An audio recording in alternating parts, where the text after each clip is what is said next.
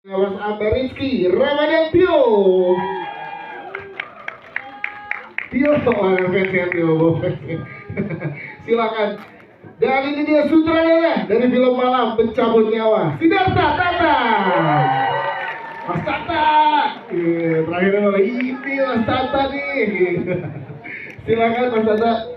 Dan juga para pemain yang sudah hadir pada hari ini bersama kita undang yang pertama ada Pak Budi Ros sebagai Pak Giman atau Eyang. Ini Eyang ya. Ada yang tinggal sama Eyangnya doang di rumah. Jangan sampai. Selanjutnya tepuk tangan untuk Ratu Felicia.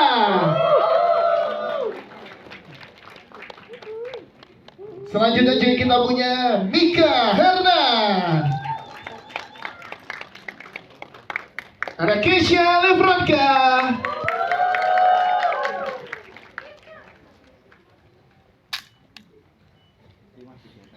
Dan juga tepuk tangan untuk Devano Danendra. Yes, ini dia Devano. Ada tadi yang mau dibawa kalah mimpinya Respati. Dan juga sudah hadir bersama dengan kita. Boleh berikan tepuk tangan juga untuk produser dari Base, ada Tanya Yusen. Hai Tanya. Boleh tepuk tangan, give applause for Tanya. Oke. Selanjutnya juga co-producer ada Mas Fauzar Nurdin. Iya.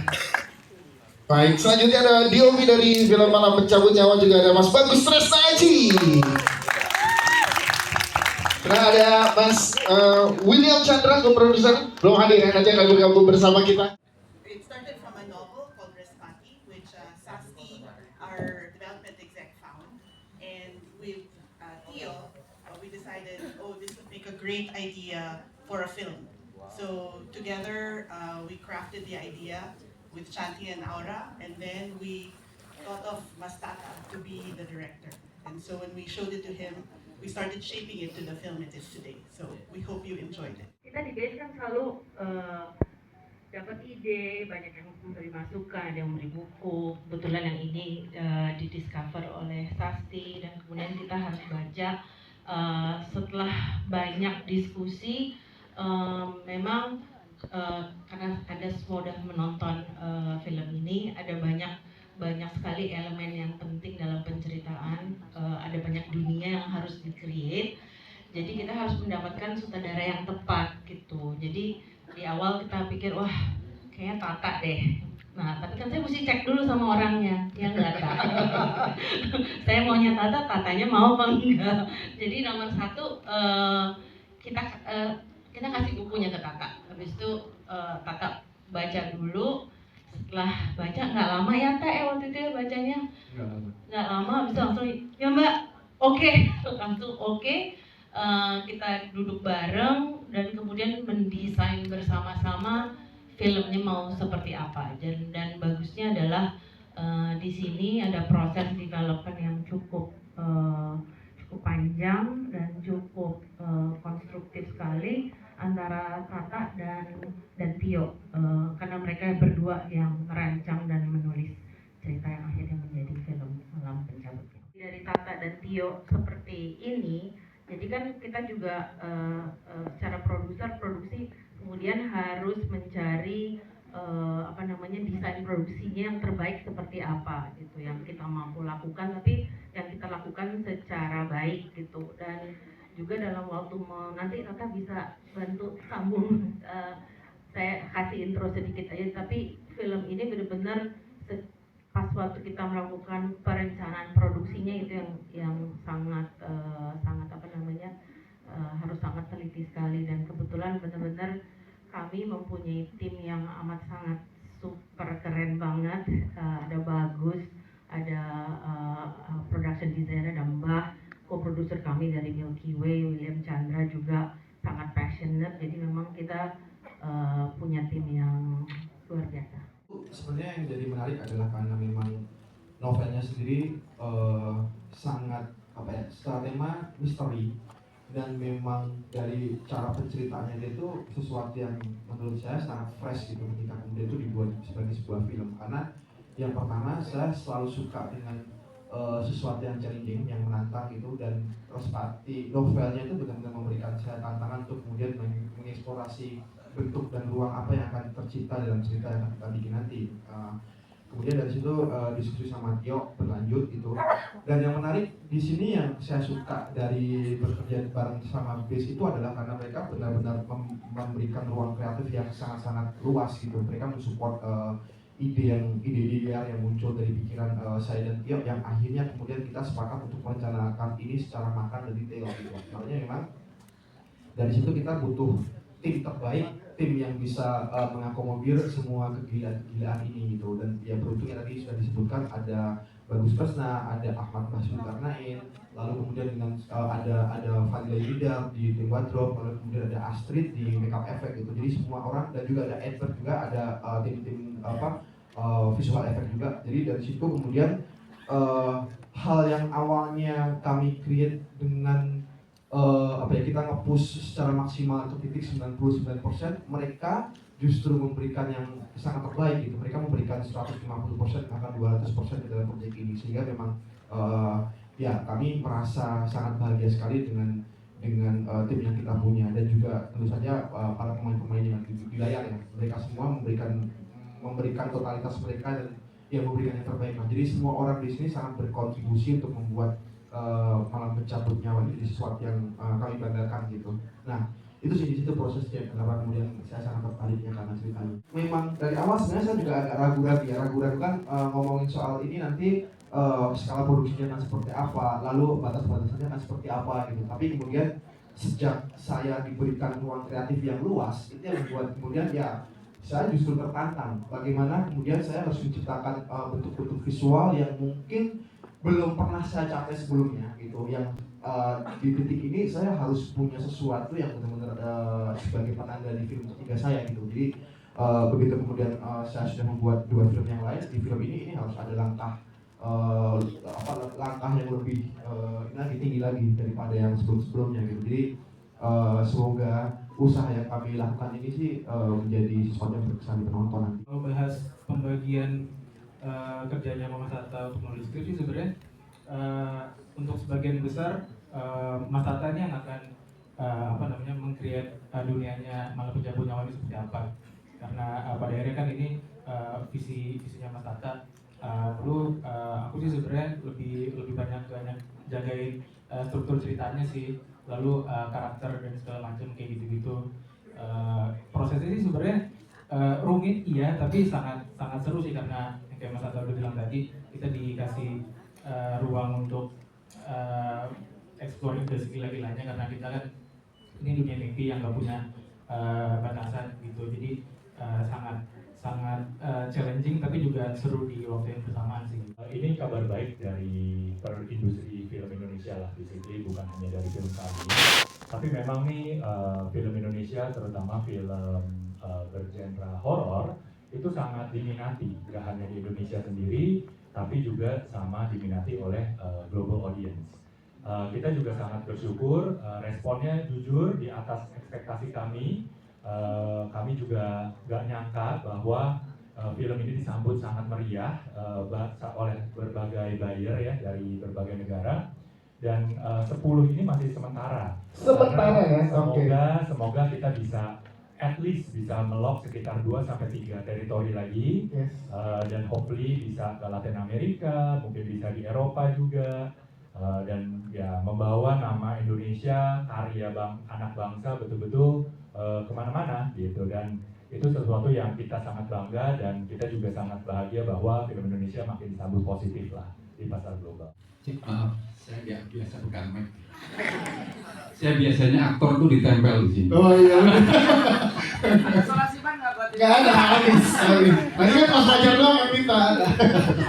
Saya harus memperkenalkan diri pada Anda semua karena saya tidak biasa muncul di layar film ya. Saya selama 38 tahun bermain teater. Jadi nggak usah heran kalau Anda nggak kenal saya. Ini yang pertama ya. Saya main jadi Eyang. Eyang itu paling gampang karena apa? Karena umurnya sama dengan saya. Di skenario tercatat berapa Mas? 60-an. 60-an, saya baru 65. Jadi pas gitu ya. Dan cucu saya ini ini anak yang sangat luar biasa, Mas. Jadi Mas Tata sering-sering dia di casting kan, dia bakatnya luar biasa. Jadi sebetulnya mengapa saya jadi Eyang itu tadi, saya udah 65 tahun dan dia memang pantas menjadi cucu saya karena baru 21 tahun. Jadi untuk membangun hubungan yang ini sebenarnya sangat mudah gitu. Tetapi syuting tidak pernah menjadi mudah karena apa? Karena buat saya apalagi ya, tidak terbiasa ditodong kamera ya Mas Bagus. Kamera itu musuh buat saya Mas. Jadi Anda lain-kali jangan deket-deket ya. Saya 38 tahun ditonton dengan teman-teman seperti ini Mas. Jadi kalau sehari ini ditodong kamera, apalagi dekat itu agak mengganggu. Jadi musuh saya sebenarnya adalah musuh besar kebanyakan aktor, konsentrasi. Nah, terima kasih pada Mas Tata karena Mas Tata orang yang selalu menjelaskan. Dia biasanya nyutradarain kan di belakang monitor, tapi dia datang ke kita, jelasin targetnya ini Bung, ini. Pencapaiannya terserah Anda. Itu adalah cara kerja yang bagus. Ya. Bagaimana mandang Tirta care-nya ya memang sepertinya kita memang harus seperti itu nggak sih sama semua bijak. Ya memang harus gitu nggak sih sama semua orang kayak baik aja dulu nanti juga ada balasannya itu sih sebenarnya sesimpel itu aja karena memang project yang serius kan jadi aku harus mentunda untuk actingku untuk yang tetap sesimpel mungkin, senatural mungkin gitu biar yang penting kan rasanya sampai ke penonton gitu sih. Sebelumnya kita kan ada persiapan workshop fighting kan, jadi ya sangat cukup sih untuk kita untuk latihan fightingnya. Kalau sama Mas Fajar ada yang kena ya sebelah kanan katanya? Ada beberapa kali kena punggung juga ada yang kena, tapi kan memang kita harus ngasih semaksimal mungkin karena Mas At adalah salah satu list sutradara yang pengen saya. Oh, iya. Itu jawaban Pak. Itu jawabanmu. Jawaban ya. Mas, jawabanmu aku contek semua di hati. Oh benar, saya tadi naik kereta terus saya cek kan masinisnya, oh ternyata masinisnya lagi baca berita tentang 10 negara tayang nih malam cabut tangan. Keren benar memang masinis PTKI. Iya, sampai update ya sebelum padahal baru diumumin ya. Iya. Alhamdulillah juga saya juga kan masuk ya namanya ada di poster ya teman-teman Ada dong. ada ya. Ada. Cuman memang tadi pas datang agak telat terus ada salah satu kru pakai HT gitu, Kak ini ada Kak Bayu Skak baru datang. Saya bilang saya Bayu Aryo. Parah bener kagak tahu Fajar Nugra bro. Fajar pemeran utama Nugra coy. Honestly I'm very Abang nggak percaya gue ngomong bahasa Inggris tiba-tiba tapi jujur suatu kebanggaan karena memang begitu dapat skrip ditawarin akhirnya untuk menjadi peran Abdul di sini tuh kayak masih bang angkat dulu aja telepon nggak apa-apa kita tunggu ya kayak masih nggak nyangka sendiri bahwa ini serius saya yang dipilih gitu loh maksudnya ada deg-degannya dan ada bangganya juga bahkan ada dalam satu hari ketika di Jogja sebelum hari syuting tuh kayak nggak tenang aja menikmati kota Jogja tuh resah aja karena memang scene-nya adegannya yang akhirnya menjadi kunci itu belum saya lewati cuman akhirnya dengan bantuan teman-teman cast yang lain didorong dibantu energinya apa segala macam terus Mas Tata juga sebelum hari pertama syuting itu saya bilang kasarnya ya mohon maaf agak ngomong jorok saya bilang ke Mas Tata perkosa aja saya saya bilang gitu karena saya benar-benar kosong benar-benar tegang benar-benar apapun itu kayak ayo Mas Tata apa yang Mas Tata pengen insya Allah saya bisa kabulkan ini saya tawarkan dulu ayo kita ketemu di jalan tengahnya kayak gitu-gitu dan alhamdulillah mungkin teman-teman tadi sudah lihat gitu ya itulah yang saya bisa berikan gitu kan. Fajar Nugra.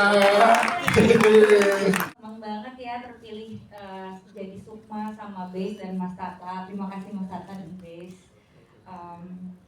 Ini juga kayaknya pertama kali aku jadi hantu dan pertama kali aku jadi villain sih di film. Jadi happy banget. Terus barengan sama Devano itu kan adegannya juga luar biasa. Kesulitannya gimana Ratu Felicia mengalami proses produksi yang panjang ini? Yang tersulit sih yang ruangan berputar itu sih. Cuman gimana tadi ruangan berputarnya gimana teman-teman? Gila. Apa cuma menit apa lumayan lama sih? Cuma 3 detik. Dan karena kita happy Iya. syutingnya ngejalaninnya, jadi nggak ada yang sulit sih buat aku, kayak Iya. kita semua ngerasa fun aja gitu di sini karena grateful kali ya. Jujur nggak nyangka juga sama kayak Kak Fajar, nggak nyangka banget dipercaya untuk memerankan Wulan, karena menurut aku setelah baca juga peran yang cukup susah buat aku yang masuk ke dunia peran, tapi alhamdulillah dapat lingkungan kerja yang sangat suportif, sangat menyenangkan, sangat fun juga, jadi alhamdulillah semuanya bisa kita usahakan. Kita sebenarnya nggak tahu gimana ceritanya, kita tuh kan workshop sama reading dengan waktu yang cukup itu bener-bener kayak dari pagi memang kita reading terus habis itu workshop kayak gitu, jadi full kan, jadi secara natural tuh kita nyambung aja Kak. Kita tuh seringnya love language kita kayak quality time ya. Quality time. Iya nggak sih? Quality time, physical touch, Semua dong.